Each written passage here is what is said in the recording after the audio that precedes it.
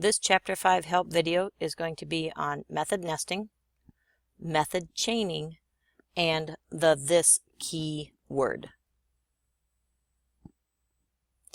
In your textbook on page 83, the book talks a little bit about what I call nesting methods, and that's when you have methods within methods. So for example, the getX method here is inside of the setLocation method.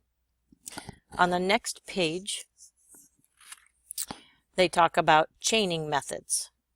And chaining methods is when you use the dot operator to chain together methods from different classes or different objects. In this case, it's getWorld dot remove object parentheses this. And we will take a look at these methods in action.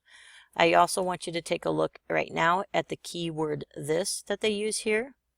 This refers to the current object that is active.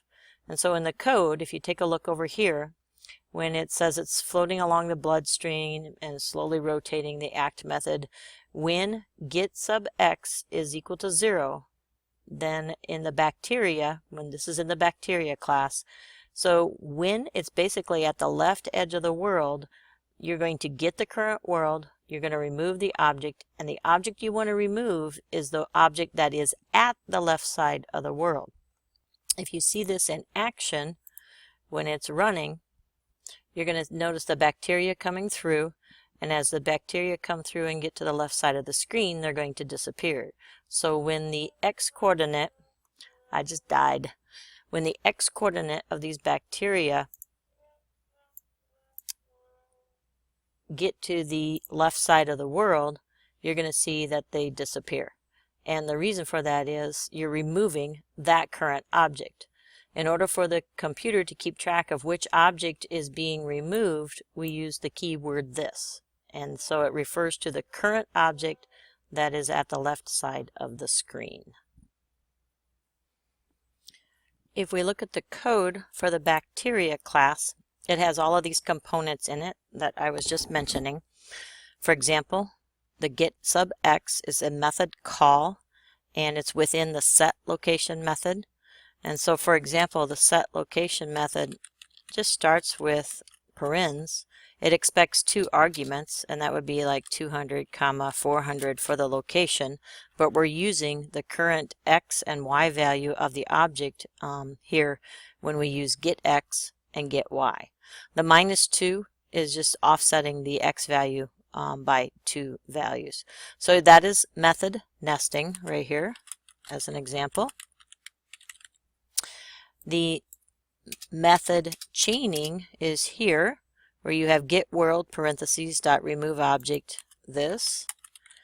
And method chaining is when you use the dot operator in order to chain together different methods.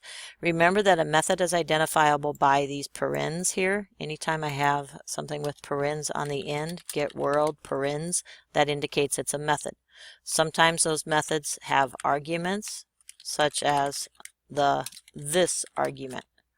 And remember that this argument here is referring to the current bacteria that is active. So the keyword this refers to the current object, whatever the object is. I said bacteria because I'm in the bacteria class. If I was in a virus class, this would refer to that current virus, and etc. So it refers to the current object.